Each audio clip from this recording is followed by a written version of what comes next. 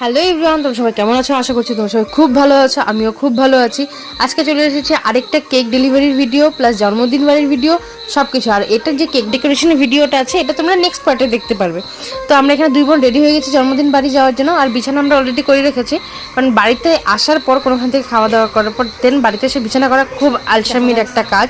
তো এই যে যখন যাচ্ছিলাম, এই যে আমাদের রাস্তার যে পাহারাদাররা আছে তারা আমাদেরকে পাহারা দিতে দিতে নিয়ে যাচ্ছিলো, যাতে আমাদেরকে কেউ কিছু ক্ষতি না করে দেয়, কারণ এরা বেশি বিশ্বস্ত মানুষের থেকে আমার মনে হয়। তো এই দেখো, তোমাদের সাথে কথা বলতে বলতে আমি কিন্তু এখানে কেক নিয়ে পৌঁছে গেলাম। আর এদের বাড়িতে অলরেডি ততক্ষণে ডেকোরেশন হয়েই গেছিলো। আর কেক নিয়ে যাওয়ার পর বাচ্চাদের যে আনন্দ, ওটা তো ওরা আলাদাই নাচানাচি করে দেখাই দিচ্ছে, তুমি তো আশা করি বুঝতেই পারছো। আর তখনও কিন্তু একটু ডেকোরেশনের কাছে বাকিই ছিল।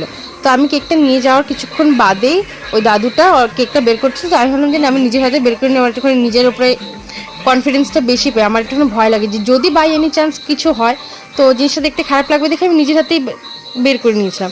আর এখানে যে বাচ্চাদের নাচ, এত ভালো ভালো গান চলছিল আর ওরাও নিজেদের মতো নেচেই যাচ্ছিলো। এতক্ষণ ধরে সবার ভিডিও করার পরে আমার মনে হচ্ছিলো যে আমি তো নিজেকে ভিডিওতে ইনক্লুডই করিনি। তাই আমি আমার বুনুকে বললাম যে একটুখানি ভিডিওতে আমাকেও নে। তো এখানে সবার ভিডিও করলো, আমাকেও নিল। ফাইনালি আমি আমার ভিডিওতে নিজেকে ঠিকঠাকভাবে দেখতে পারলাম।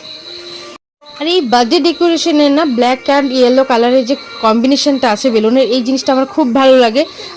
এটা আমার পার্সোনাল চয়েস, কিন্তু আমার খুব তাছাড়া নর্মালিও বেশিরভাগ জায়গাতে আমি দেখছি এই ডেকোরেশনটাই করে সব জায়গায়। তো এখন এখানে অলরেডি কেক কাটিং শুরু হয়েই গেল।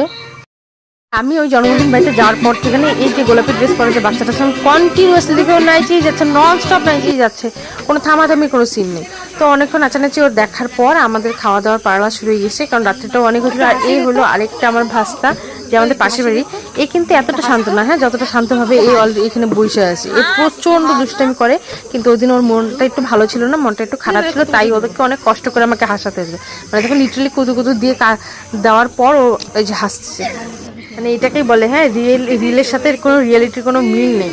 এ এত শান্ত, এটা দেখলে কেউ বলবে না। তো যাই হোক, রাত্রিটা অনেক হয়ে যাওয়ার কারণে আমরা খেতে বসে পড়ি। খাওয়া অলরেডি দেওয়া শুরুই হয়ে গেছিলো যখন, তো আমরা খাওয়া দাওয়াটা সেরে নিই।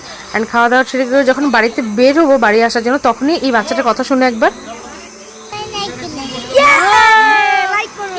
মানে বুঝতে পারলো এরা সত্যি সত্যি বলতে এই যে জেনজির পরে যে জেনারেশনটা আছে কি বলে আমার এক্স্যাক্টলি খেয়াল নেই, তবে এরা এটা মানে এরা জানে মানে ভিডিওতে কি বলতে হয় না হয়। যে ভিডিও ক্যামেরাটা অন করছি তখনই ওইটা বললো। তো যাই হোক, এই যে বাড়িতে চলে আসলাম। আর আমাদের অনুষ্ঠান বাড়ি আমার বাড়ির মধ্যে ডিফারেন্স দেখছো তো, মানে ডিস্টেন্সটা দেখো তো, জাস্ট একটা বাড়ির মধ্যেখানে। এটার জন্যই আমাদের এতটা ঘুরে যেতে হয়। তো আজকের ভিডিওটা এই পর্যন্তই, দেখাচ্ছে নেক্সট ভিডিওতে। আজকের জন্য টাটা, বাই।